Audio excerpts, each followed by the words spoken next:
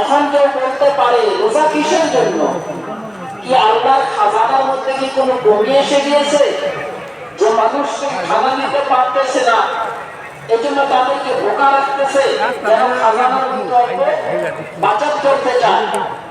এরকম ভাবে আল্লাহ তাআলা মানুষকে কেন রোজা রাখার আদেশ দিয়েছেন? কি উদ্দেশ্য?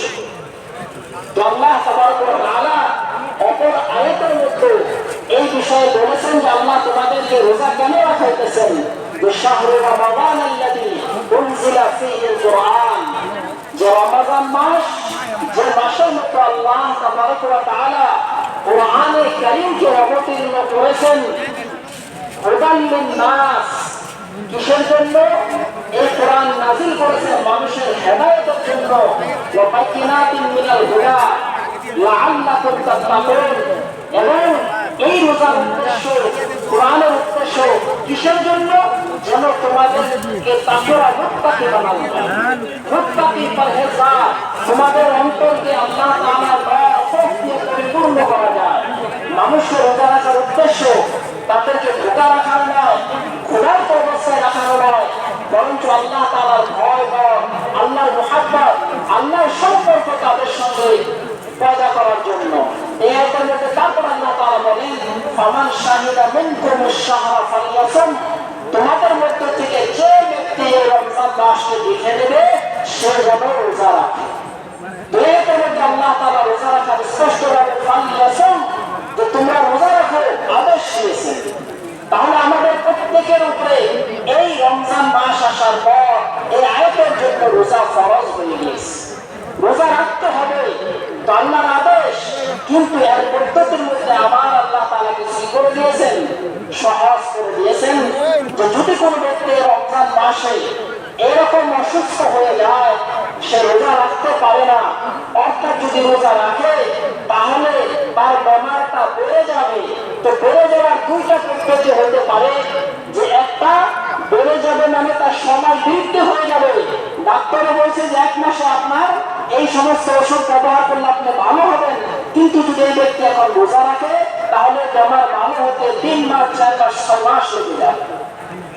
এরকম ভাবে কোনো ব্যক্তি সে যদি রোজা রাখে তাহলে যে পরিস্থিতিতে তার অসুখ আছে এই অসুখ সঙ্গে সঙ্গে বৃদ্ধি হয়ে যাবে। তাহলে বলেছেন যে এই ব্যক্তি রোজা না রেখে যখন সে সুস্থ হবে, রমজান মাস পার হওয়ার পর সে রোজাকে কাজা করতে পারে।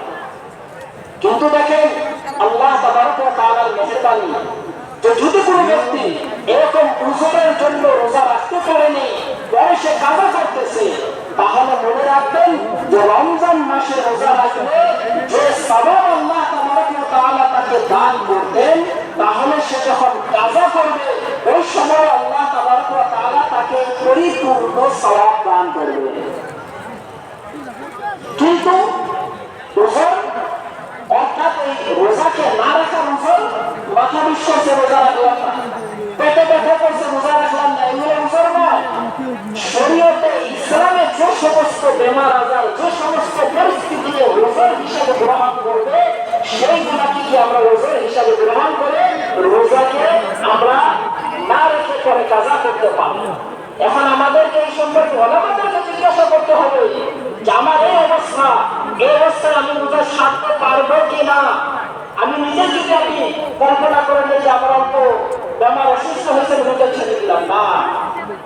যে তোমরা কি করো যদি না জানো, ফাসআলু আহলা যিকরি ইন কুনতুম লা তা'লামুন, যে যদি তোমরা জানো না তাহলে যারা জানে তাদের কাছ থেকে জিজ্ঞাসা করো, তুমি জেনে নাও যে আমি এই অবস্থায় আছি, তাহলে আমার জন্য রোজা ছাড়া জায়েজ হবে কিনা। যদি ওলামায়ে কেরাম বলেন যে আপনার এই অবস্থার মধ্যে শরীয়তে আপনাকে রুখসত দিয়েছেন, আপনি রোজাকে ছাড়তে পারবেন, তাহলে আপনি রোজা ছাড়েন, তারপর যখন কাজা করবেন আল্লাহ পরিপূর্ণ সওয়াব দিবেন।